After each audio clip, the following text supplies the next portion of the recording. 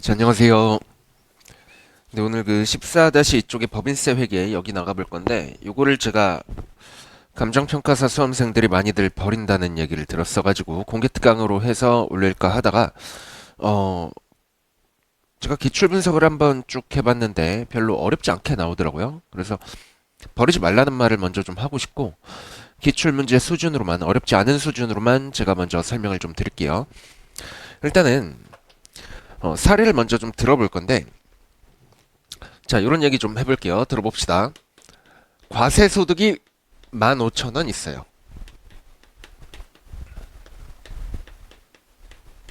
그리고 당기 세율이 20%라고 합시다. 물론 이제 실제로는 뭐 세율에다가 세율도 누진세율이죠. 실제 현재 뭐라 그러지? 현실에서는. 근데 이제 논의를 간편하기 위해서 단일 세율이라고 가정을 좀 하고, 그리고 뭐 세액공제, 소득공제 이런 거 없다라고 가정해 볼게요. 뭐 거기까지 아실려나 모르겠지만 일단 과세소득 15,000원, 당기세율 20%라고 하면 내가 내야 될 세금은 얼마죠? 법인 입장에서 15,000원 곱하기 20% 하면 3,000원 되죠.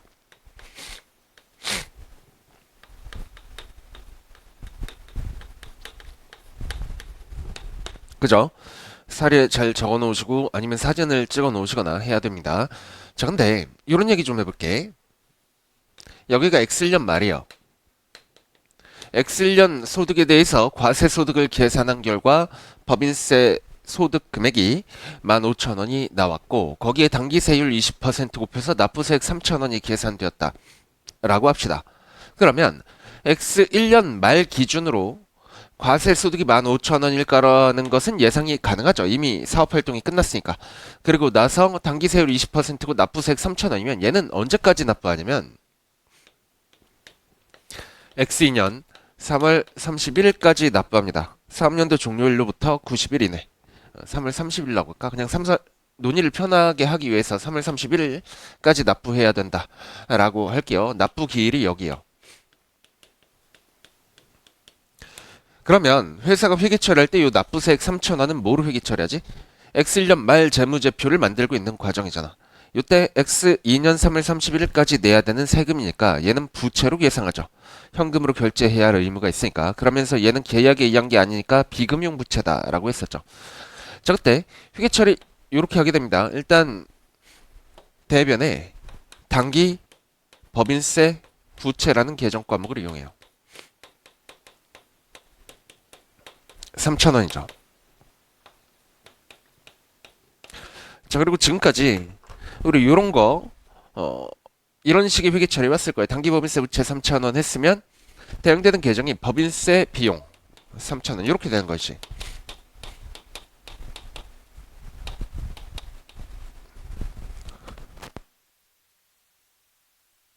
그죠? 요게 되게 간단한 모형에서의 회계 처리지. 자, 근데 이런 생각을 한번 해봐야 돼요. 뭐냐면 이 과세소득은 당기손익이 아니야. 사례를 조금 더 확장해 보면 당기순이익이 10,000원 있다라고 가정해 볼게요.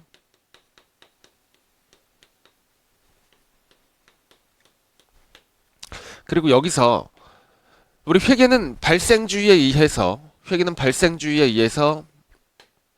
요 당기순이익 금액을 계산하고, 세법은 세법 규정에 의해서 요 과세소득을 계산하겠죠. 그죠? 근데 요 세법 규정상 과세소득을 어떻게 계산하냐면 당기순이익에서 출발해서 세법상 조정사항들, 세무조정이라고 하거든요. 요런 거를 반영해가지고 수정해서 과세소득 15,000원을 만들어냅니다. 그 얘기는 세무조정으로서 여기 플러스 5,000원이 있었다라는 얘기지. 자, 그러면 여기서 생각을 확장해 가면서 얘기를 좀 해봅시다. 만약에 요 15,000원이 당기순이익이라면 당기법인세 부채 3,000원이 생기면서 법인세 비용 3,000원 이렇게 회계 처리하는 게 맞아요. 그죠? 근데 얘는 세법 규정에 의한 금액이지 발생주의에 의한 당기순이익이 아니잖아. 그죠? 그래서 요 중간에 있는 조정사항들을 가지고 법인세 비용에 뭔가 좀 반영을 해줘야 올바른 법인세 비용이 나오겠지. 손익계산서 양식을 보시면 매출액에서 출발해서 여기서 출발해서 뭐 매출 원가 차감하고, 이 매출 원가에서 매출액에서 매출 원가 차감하면 매출 총이익 나오죠. 여기서 영업이익, 여기서 이제 영업비용에 해당하는 판매 관리비 이런 거를 차감하고,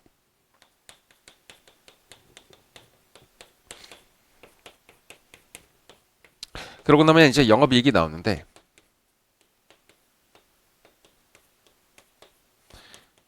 이 영업이익에서 영업 외 수익을 더해주고 영업의 비용을 차감해주면, 그럼 영업의 손익이라고 할게요. 영업 외 손익을 더하거나 빼서 법인세 비용 차감 전 순이익을 만들어내요. 그리고 여기서 법인세 비용을 차감해야 당기순이익이 나오는데,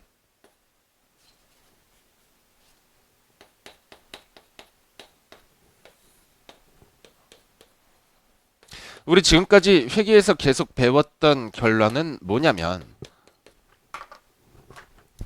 이것들이 전부 다 발생주의에 의한 금액이다라는 거죠. 그죠? 일단은 여기 세전이익까지는 발생주의에 의한 금액이어야 돼. 그러면 당기순이익이 발생주의에 의한 금액이기 위해서는 요 법인세 비용도 발생주의에 의해서 계산해줘야겠죠. 이 당기법인세 부채를 발생주의에 의한 법인세 비용으로 만들어주기 위한 과정이 법인세 회계입니다. 아시겠죠? 그리고 엄밀히 말하면 우리 여기서 당기순이익이라는 얘기를 했었잖아요. 이게 당기순이익이 아니라 엄밀히 말하면 얘가 세전이익이어야 돼. 세전이익.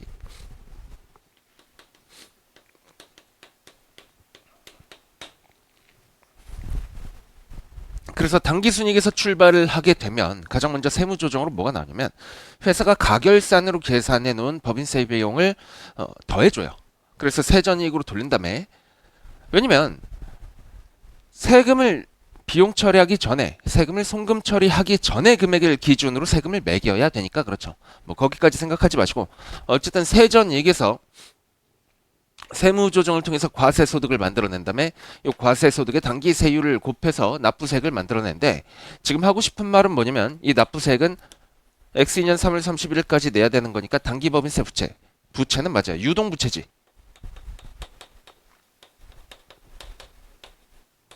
근데 이게 곧 법인세 비용은 아니다라는 얘기입니다. 이렇게 법인세 비용 바로 회계 처리해버리면 안 된다라는 얘기야. 그래서 가정을 조금 더 추가하면 요 세무조정 사항에 뭐가 있나 보니까 뭐 세 가지가 있었다라고 합시다. 접대비, 한도 초과액.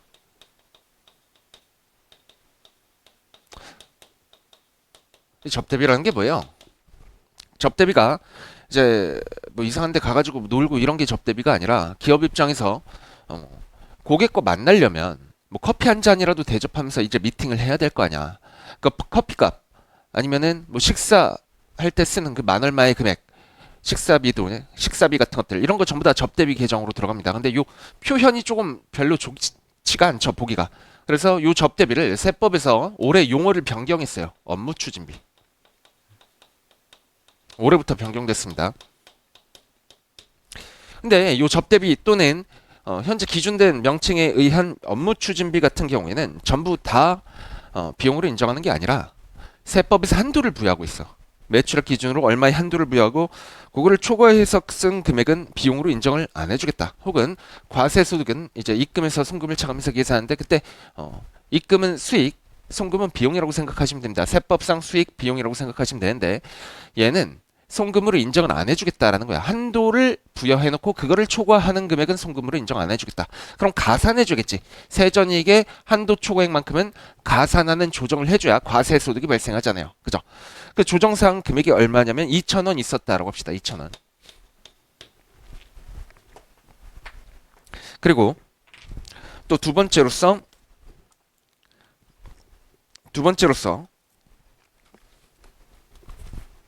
미수이자가 있었다라고 해볼게요. 미수이자. 요 금액이 예를 들어 1,000원, 1,000원 정도 하면 되겠다. 예. 그런데 이 미수이자는 회계상은 발생주의를 계상해가지고 기간에 걸쳐서 수익으로 인식하죠. 이 미수이자라는 게 뭐죠? 아직 현금으로 받지 않은 이자 수익 금액이지. 그죠? 세법에서는 얘를 언제 과세하냐면 현금 받을 때 과세해요. 기간명 경과했다고 현금 받지도 않았는데 세금 떼가면 그건 좀 억울한 노릇이죠. 그래서 이 미수이자와 같은 것들에 대해서 세법에서는 현금 수령할 때 얘를 수익으로 인정을 해줍니다. 세법상 수익. 그러니까 세법상에서 수익의 명칭은 입금이에요. 입금. 그리고 미지급이자 같은 것도 현금 지급할 때 비용으로 인정해줘요. 발생주의에 의해서 이렇게 수익이나 비용 처리하는 걸 인정하지 않는다고. 그러면 이 미수이자라는 거는 기간의 경과에 의해서 발생했지만 아직 현금으로 수령하지 않은 거니까 얘는 차감해줘야겠지. 그죠? 이 세전이익 계산할 때는 미수이자 1,000원이 포함되어 있는데 과세소득 계산할 땐 얘가 포함되면 안 되잖아. 그죠? 그리고 나서 이제 자기 주식 처분 이익이 있다라고 할게요.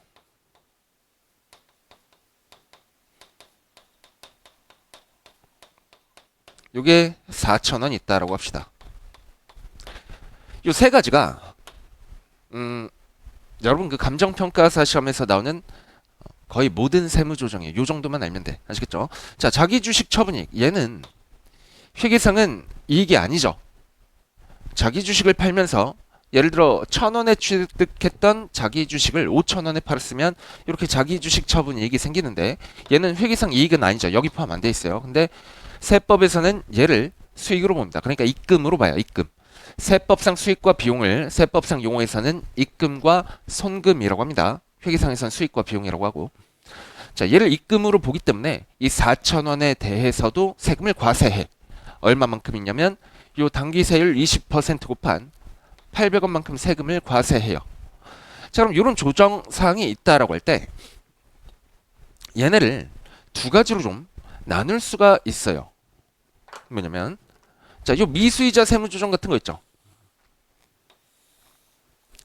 얘는 단기에 마이너스 세무조정이 나왔지만 차기에는 어떤 세무조정이 나올 거냐면 차기에 현금을 받을 때 이 1,000원만큼은 세법에서는 입금으로 인정을 해서 세금을 떼가겠지. 그때 현금 받았으니까. 하지만 회계에서는 그때 수익이 아니라 지금 X1년도의 수익에 이게 포함되어 있는 거잖아요.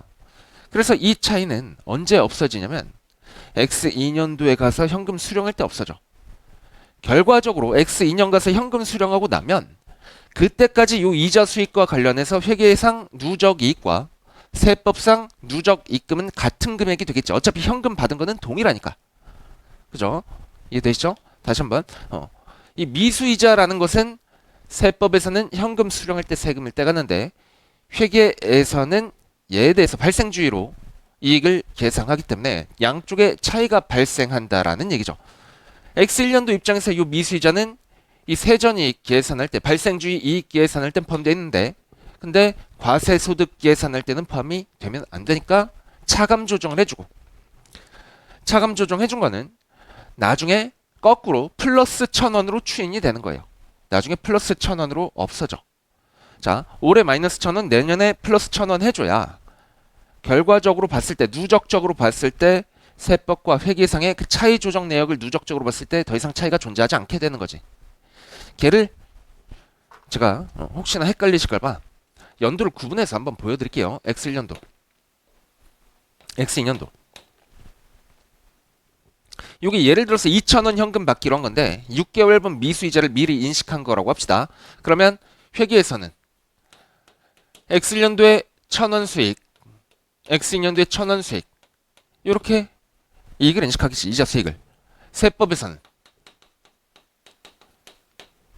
X1년도에는 현금 안 받았으니까 세금 안 떼요. 과세소득에 포함하네. 근데 X2년도에 현금 받을 때 2,000원을 과세소득에 전부 포함해버린다고. 그러면 자, 세무조정 얘는 어떻게 발생하냐면 세무조정을 아래 적어야겠다. 세무조정은 어떻게 발생하냐면 X1년도에는 회계상 금액을 세법상 금액으로 만들어줘야 되니까 마이너스 1,000원 해줘야 되죠.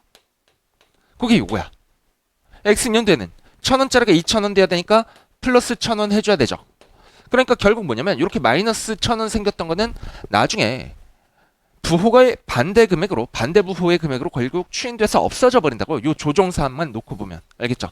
이런 걸 우리가 뭐라고 하냐면 가산할 일시적 차이라고 해요. 지금은 차감하지만 X년도 그러니까 미래에 가산되는 거지. 자, 이렇게 가산된다라고 하면 생각해 보세요. X2년도에 과세소득의 1,000원만큼 가산이 된다라고 하면 X2년도에 내가 납부해야 할 세금을 요 1,000원에다가 X2년도 세율 곱한 것만큼 늘리는 효과가 있죠. 그치? 세율이 동일하게 20%라고 해볼게요. 그러면 X년도 세금을 1,000원만큼 1,000원에 20% 곱한 200원만큼 더 내야 되잖아. 그죠? 그래서 이연법인세 부채라는 계정 과목이 나옵니다.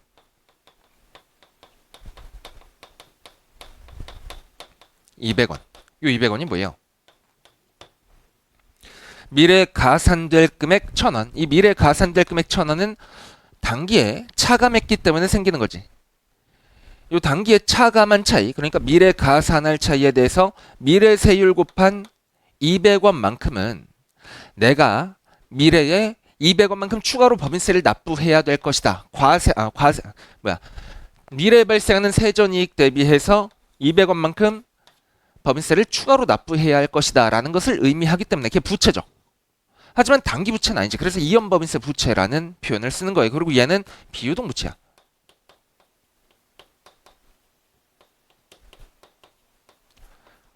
왜냐면 X2년 세금은 언제 내요? X3년 3월 31일까지 내니까 X1년 말 재무제표 기준으로 1년 이후에 세금을 납부하는 거니까 유동부채는 아니죠. 비유동부채지. 이렇게 회계 처리를 해줍니다. 그러고 나서 보면 얘는 뭐 조정사항이 없고 그냥 너무 많이 썼으니까 너네 송금 인정 안 해줄게 이런 거고, 자기 주식 처분이익 같은 거는 자 보세요.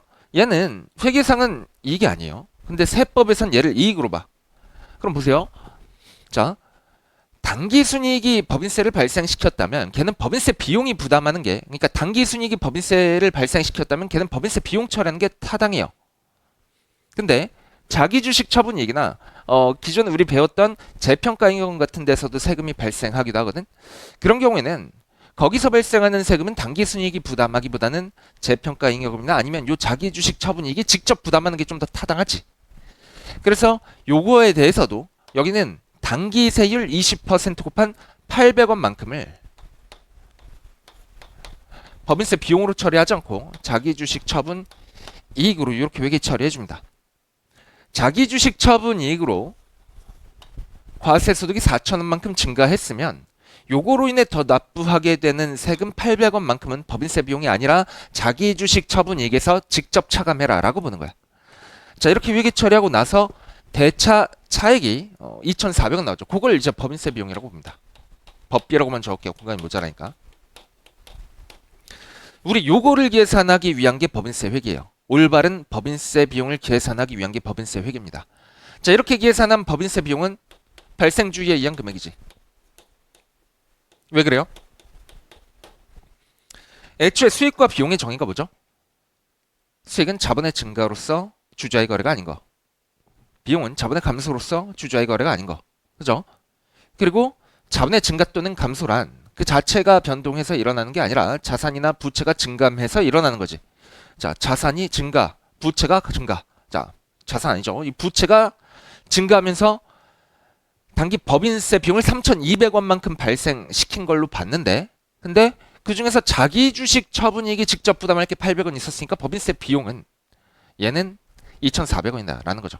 자, 다시 한번 부채가 3,200원만큼 증가해서 자본이 3,200원만큼 감소했는데 그 중에 자본 거래로 인한 것이 800원 있으니까 나머지 2,400원이 법인세 비용이다 라는 거죠. 이런 식으로 조정을 해주는 겁니다. 그래서 회계 처리 순서가 자 1번 단기 법인세 부채를 먼저 계산해 주는 거예요. 그 다음에 2번 이연법인세 자산이 나올 수도 있거든. 이연법인세 자산 또는 부채를 먼저 그 다음에 계산해 주시고, 그 다음에 3번으로 자본이 직접 부담하는 법인세라고 합니다. 자기 주식 처분이익과 같은 자본이 직접 부담하는 법인세를 먼저 그 다음에 계산해주고 대차 차액으로서 법인세 비용이 나와지는 거예요. 아시겠죠? 요게 법인세 회계의 처음이자 끝입니다. 여러분 지금 제가 설명드린 내용 다 이해하고 나면 감정평가사 시험에서 나오는 모든 법인세 회계 문제는 다 풀 수가 있어요. 자, 그래서 이제 밑줄 치면서 가봅시다. 14-2쪽 오시고요. 아래쪽에 보면 그림 1 아래쪽에 세 줄 밑줄 칠게요. 자, 회계 이익을 세법에서 규정하는 과세소득으로 전환하기 위해서는 기업 회계와 세법 간의 차이만큼 회계이익에 더하거나 회계이익에서 빼는 조정을 해야 되는데 이를 세무조정이라고 합니다.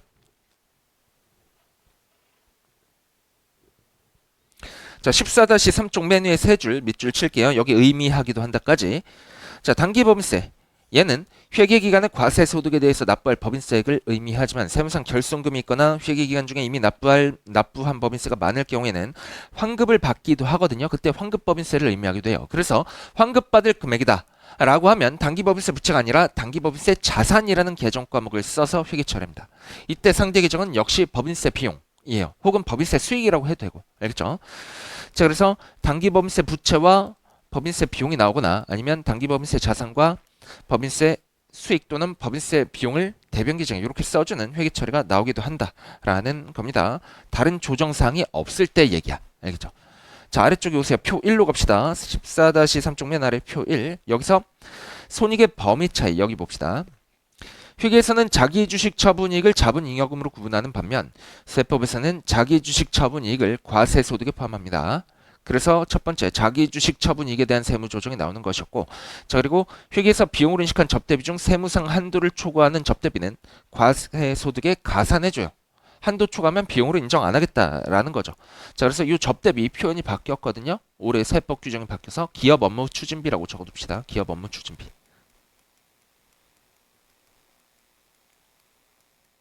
근데 얘가 시험에서는 기업 업무 추진비라는 명칭으로 나올 수도 있고 아니면 기존대로 접대비란 명칭대로 나올 수도 있어요. 회계 교수님들이 실무를 잘 모르셔서 세법을 모르는 경우가 그 개정된 세법을 모르는 경우가 좀 많습니다. 자, 얘는 오른쪽에 왼쪽에 적어봅시다. 오른쪽에는 왼쪽에 자, 영구적 차이라고 적어봐요. 영구적 차이.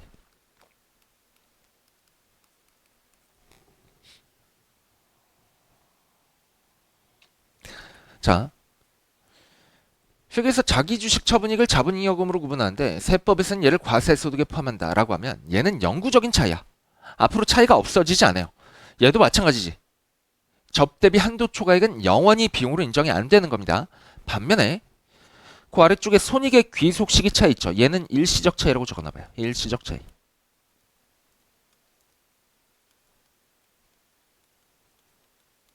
그래서 방금 봤던 내용이 나오는데 회계에서는 보고기간 말에 인식한 현재 정기 예금 이자 수익을 발생연도 회계이익에 포함하는 반면 세법에서는 현금으로 수취하는 연도의 과세소득에 포함한다라는 거죠. 얘는 일시적 차이요. 왜냐면 차이가 없어졌죠. X2년도 가서 차이가 없어졌잖아. 현금을 받으면 누적 기준으로 봤을 때 회계와 세법 간에 2,000원의 이자 수익 인식한 건 동일하니까 그때 가서는 누적 차이는 0이 되는 거죠. 그죠? 자, 그 다음에 또 하나 밑줄 칩시다. 회계에서는 제품 보증 충당 부채를 인식한 연도에 관련 비용을 회계이익에 반영하는 반면 세법에서는 제품 보증 관련 지출이 이루어진 연도의 과세소득이 반영한다. 그럼 뭐예요? 회계에서 차변의 보증 비용, 대변의 제품 보증 충당 부채 이렇게 인식했을 때 얘를 비용으로 인정하지 않겠다라는 거지. 현금 지출하는 시점에 비용으로 인식하겠다라는 거니까. 그럼 그때 가산 조정을 제품 보증 비용만큼 그 금액만큼 해줬다가 나중에 현금 지출되는 연도에 그 금액만큼 부호를 반대로 바꿔서 세법상 손금으로 세무 조정을 해줘야 되는 거죠. 그죠? 회계상은 미리 비용 잡았지만 세법상은 현금 지출할 때 비용이니까 회계상 X1년도에 비용 잡을 때는 플러스 조정. 그리고 회계상 비용 안 잡았는데 세법상 현금이 유출되는 시점에 제품 보증비를 실제로 현금으로 지출하는 시점에는 마이너스 조정이 있어야 되는 거지. 자, 그래서 여기에 차감할 일시적 차이라고 적어봐요. 차감할 일시적 차이.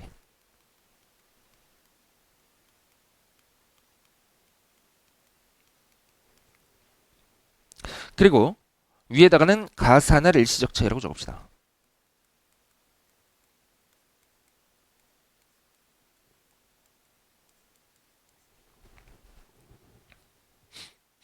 왜 가산할이고 왜 차감할인지 이해가 되시죠? 자, 다시 한번 생각해 볼게요. 이자 수익. 발생주의의 이익인데 세법에서는 이익이 아니야.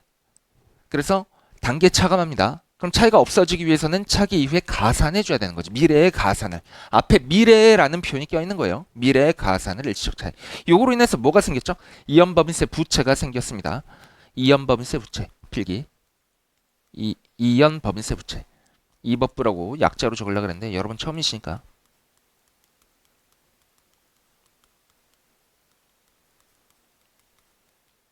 이 이연법인세 부채가 생기는 논리가 뭐였어요?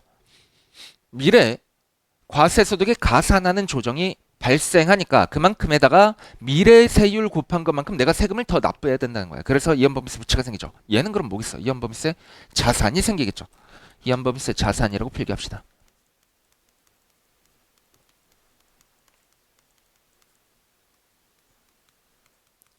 미래에 차감할 일시적 차이가 존재한다라는 것은 미래 시점에 얘가 추인되는 시점에 회계이익보다 과세소득을 그만큼 줄여주는 거니까 내가 그 줄여주는 과세소득 금액의 세율 곱한 것만큼 세금을 덜 내도 될 거란 말이지. 얘는 현금 유출을 줄여주는 효과가 있으니까 자산이 맞아요. 그죠? 하지만 X2년도 세금을 내는 X3년 3월 31일 이후에 추인될 거니까 이연법인세 자산이란 계정 과목을 쓰고 1년 이후에 추인될 거니까 얘는 비유동 자산, 얘는 비유동 부채 이렇게 되겠지. 그죠? 그렇게 보시면 되겠습니다. 그리고 자, 여러분 이런 생각을 한번 해보셔야 되는데 이 손익의 귀속 시기 차이는 전부 다 회계와 세법 간의 자산 또는 부채에서 발생하는 차이요. 회계와 세법 간의 자산 또는 부채에서 발생하는 차이. 여기서 이자 수익이라고 했지만 사실상은 미수이자 잔액의 회계상 잔액과 세법상 잔액의 차이고, 그죠? 미수이자를 회계에서 인정하지만 세법에서 인정하지 않으니까 그 차이고, 얘는 뭐예요? 제품 보증 비용 차이가 아니라 제품 보증 충당 부채를 회계에선 인정하지만 세법에선 인정하지 않기 때문에 발생하는 부채 측면에서의 차이지. 그래서 일시적 차이는 다른 말로 자산 부채 차이라고도 합니다. 이 자산 부채 차이는 언제 없어져요? 아무리 늦어도 해당 자산이나 부채가 장부에서 없어지는 시점에 없어지면 회계상도 세법상도 그 잔액은 0이 되니까 그 시점에는 차이가 더 이상 존재하지 않게 되는 거지. 이 차이는 아무리 늦어도 회계상 그리고 세법상 자산 부채가 없어지는 시점에 차이가 더 이상 존재하지 않게 됩니다. 요거를 추인이라고 해요. 아시겠죠? 이렇게 좀 알아두시고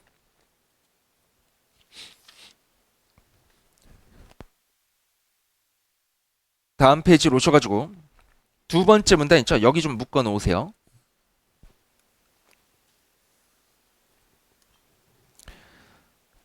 그리고 제가 이미 설명드렸던 내용이거든요. 여기 특정 연도 앞에 소멸한다까지 시간을 드릴 테니까 빨리 좀 읽어보세요.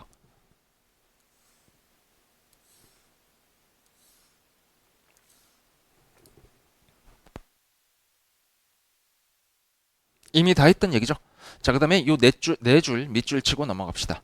특정 연도 말에 회계상 자산 또는 부채의 장부금액과 세무상 자산 또는 부채의 금액, 세무상 자산이나 부채 금액을 세무기준액이라고 하거든요. 회계상 잔액과 세무기준액의 차이가 존재하면 얘를 일시적 차이라고 해요. 아시겠죠? 자, 그럼 이런 생각 한번 해봅시다. 회계상 자산보다 세법상 자산이 더 작아요. 그럼 세무조정은 자산을 줄이는 측면으로 자산을 줄인다라고 하면 비용이 늘어나는 거지. 그죠? 자본거래가 아닌 이상 자산을 줄이면 자본이 줄어들 거고 자본거래가 아닌 이상 걔는 손익거래 자본이니까 이익이 줄어드는 거죠. 그러면 단기에는 과세소득을 차감시키는 차감 조정이 나오고 얘는 차기 이후에 자산부채 차이가 없어지는 시점에 가산해줘야 되는 거니까 얘를 가산할 일시적 차이라고 하죠. 자, 반면에 회계상 자산보다 세법상 자산이 더 커요. 그럼 단기에는 자산을 늘려주는 조정이 나와야겠죠. 그럼 이익이 늘어날 것이고 회계상 이익보다 세법상 이익이 더 늘어날 것이고 걔는 자산부채 차이가 소멸하는 시점에 가서 차감되겠지. 그죠? 그래서 단기와 차기에 발생하는 그 단기 발생했다가 차기에 추인되는 그 금액은 서로 동일하고 부호만 반대다라는 겁니다. 아시겠죠? 자, 그래서 차감할 일시적 차이는 이연법인세 자산을 발생시키고 가산할 일시적 차이는 이연법인세 부채를 발생시킨다. 여기까지 좀 알고 가시면 좋겠고, 자, 다음 페이지 넘어가서 14-5의 예 1번 보실 필요 없어요. X표 치시고요. X표. 그리고 쭉 넘어갑시다. 어디까지 가냐면 14-7로 가요. 밑줄 치신 것만 보면 됩니다. 14-7에서 배터리가 없네. 자, 14-7에서 위에서 세 번째 줄 있죠.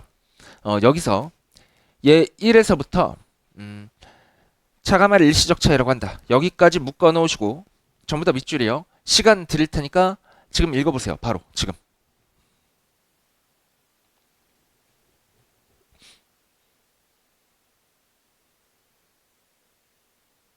이해되죠? 이미 다 했던 얘기죠. 자, 그리고 밑에 세 줄 밑줄입니다. 세 줄 밑줄 치기 전에 밑에 두 번째, 세 번째 문단이죠. 요거 전부 다 밑줄이고 중복 밑줄이요. 이와 같이 일시적 차이는 언젠가 소멸하는데 소멸하는 회계기간에 과세 소득을 늘리면서 소멸할 것이라면 이를 차감할 일시적 차이라고 하고요.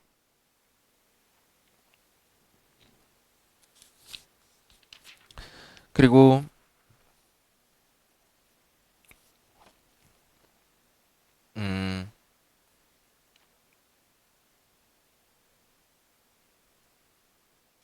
자, 위쪽에도 요 차감할 일시적 차이 밑줄 쳤으니까 위쪽에 가산할 일시적 차이에 해당하는 것도 똑같이 한번 중복 밑줄을 치고 갑시다. 자, X1년 세무 조정을 할 때는 회계이익에서 차감하는 조정을 하면서 발생하지만 X2년 세무 조정을 할 때는 회계이익에 가산하는 조정을 하면서 소멸할 것이다. 이러한 차이를 가산할 일시적 차이라고 한다. 밑줄. 그 다음에 아래쪽에 한 번 더 중복 밑줄이요. 일시적 차이가 차감할 일시적 차이라면 단기말에 잠시만요. 차감할 일시적 차이 아니다. 여기부터 밑줄 치면 되겠다. 차감할 일시적 차이에 대해서는 법인세 절감액만큼 이연 법인세 자산과 수익을 인식한다. 여기 밑줄. 이게 가산할 일시적 차이는 안 나오네. 자, 얘를 바꿔서 생각하셔도 되는 겁니다. 자, 여기에 괄호치고 가산할 이렇게 적어봐요. 가산할. 그럼 가산할 일시적 차이에 대해서는 미래의 법인세 절감액이 아니라 증가액이죠. 증가액만큼 자산이 아니라 부채가 발생하겠죠. 부채.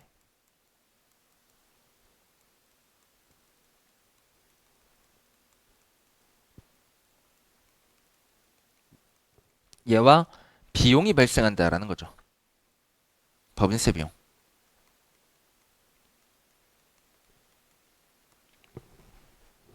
이렇게 바꿔서 한 번 더 읽고 넘어가시면 되겠습니다.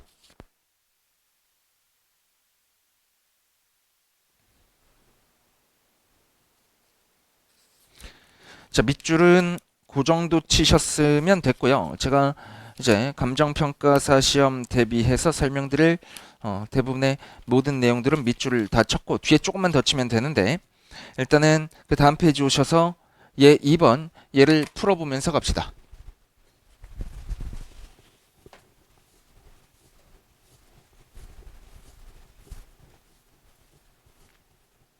얘 2번 별표 치시고요.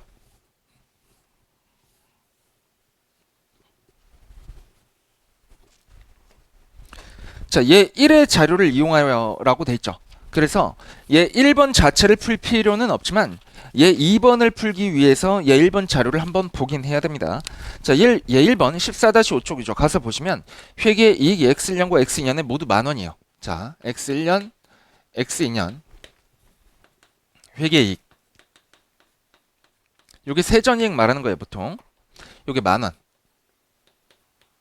여기도 10,000원. 풀이틀 잘 그려놓으세요. 똑같이. 자, 그리고 X1년도 세무조정 과정에서 미수이자 1,000원을 인식했대요.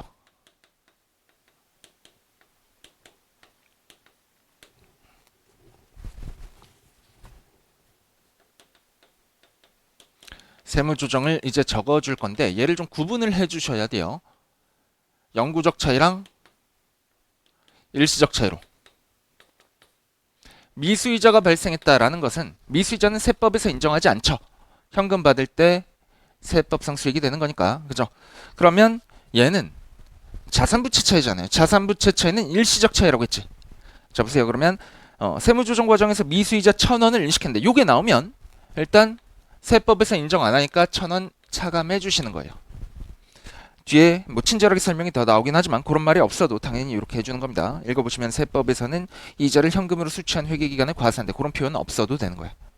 가표에서는 X2년에 전기유월 미수이자 1,000원을 모두 현금으로 수취했대요. 그러면 X2년 뒤에 미수이자 수취하는 시점에 얘는 회계상에는 요 당기순이익이 포함이 안 돼 있을 건데 세법상에는 얘를 과세소득으로 봐줘야 되니까 플러스 1,000원 해줘야겠지. 자, 그리고 세율은 양사 모두 30%, X1년과 X2년 모두 30%라고 합니다. 이제 얘 2번으로 와봐요.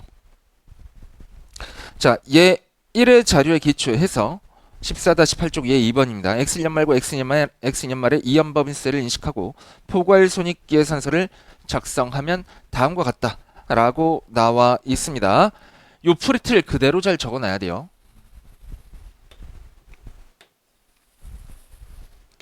자, 회계이익에다가 세무조정 반영해주면 뭐가 된다라고 했죠? 과세소득. 세법상 명칭은 뭐 각삼년도 소득 이런 게 있는데 그런 거 아실 필요 없습니다. 그냥 과세소득. 그리고 10,000원에서 1,000원 빼면 얼마 나와요? 9,000원. X2년 되는 11,000원 나오죠.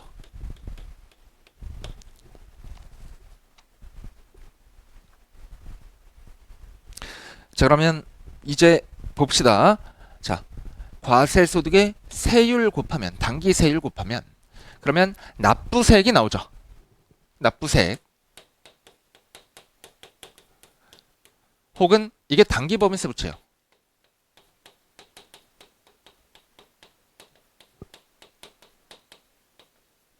X1년도는 9327 2,700원이고 X2년도는 3,300원이죠.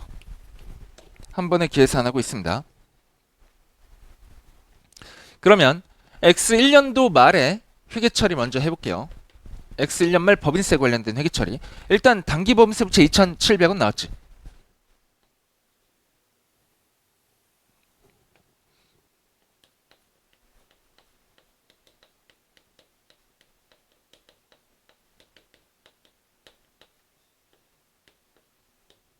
이거 전부 다 비용 처리하면 타당하지 않다라고 했죠. 그게 법인세 회계였잖아요. 자, 그러면 일단 가장 먼저 당기법인세 부채 회계 처리해 준 다음에 요게 1번. 두 번째로 할 게 뭐라 그랬죠? 이연법인세 자산부채를 인식하는 회계 처리를 해줘야 되는데 여기서 보니까 이연법인세 자산부채는 일시적 차이에서 발생한다라고 했었죠. 일시적 차이 마이너스 1,000원이에요. 이 마이너스 1,000원은 차기 이후에 플러스 1,000원으로 추인되고 그럼 요 마이너스 1,000원이라는 거는 지금은 차감이지만 내년 이후에 가산되는 거죠. 가산할 일시적 차이지. 가산할 일시적 차이는 차기 이후에 그 추인되는 금액, 가산되는 금액에 차기 이후의 세율을 곱한 것만큼 내가 납부해야 할 세금을 늘리는 효과가 있고 걔가 뭐예요? 이연법인세 부채죠. 그럼 요 1,000원 이거 몰라도 되는 거야. 이 이후에 안 그려도 요 1,000원 곱하기 미래의 세율 역시 30%죠. 300원 한 만큼이 뭐예요? 이연법인세 부채가 되지.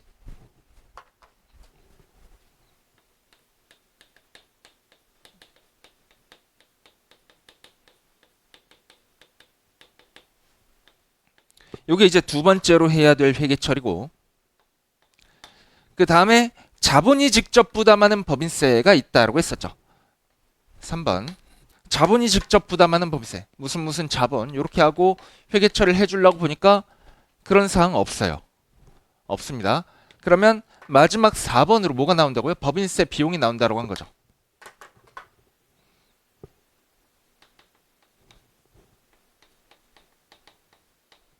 X1년도 법인세 비용은 그래서 3,000원 됩니다. 이해되시죠?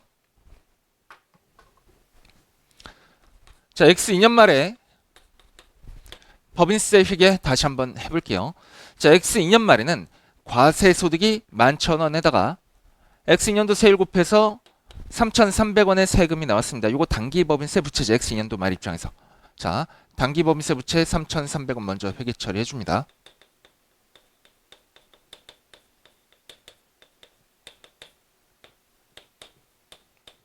제가 회계 처리 안 하고 푸는 걸 좋아하는데 법인세 회계는 회계 처리 반드시 해줘야 돼. 얘는 회계 처리를 통해서 자산부채 증감을 파악하고 그게 법인세 비용의 대차 차익으로 반영되는 그런 구조이기 때문에 회계 처리 꼭 해줘야 됩니다.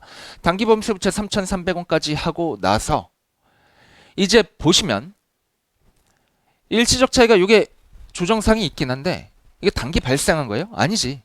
전기에 발생했던 게 추인돼서 없어지는 거죠. 자, 그래서 보시면 자, 요거 가지고 분석을 한번 해줘야 돼.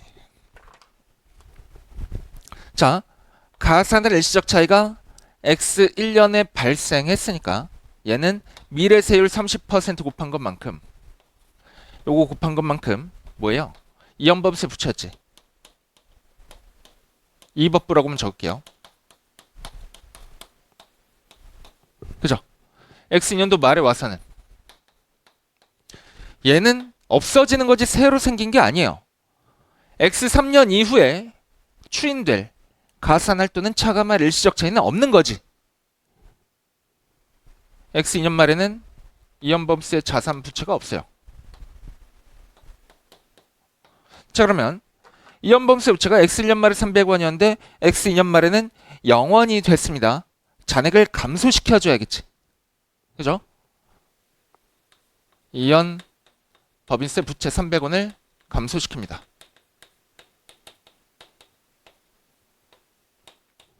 1번과 2번 회계 처리한 거죠. 1번, 2번 했고요. 3번이 뭐예요? 3번이 자본이 직접 부담하는 법인세. 무슨 자본하고 회계 처리하려고 보니까 해당 사항 없어요. 그지? 그러고 나면 이제 4번으로 대차 차이가 법인세 비용이 돼야 되는데 그러면 그 금액이 얼마가 나오죠? 법인세 비용은 3,000원 나온다라는 겁니다.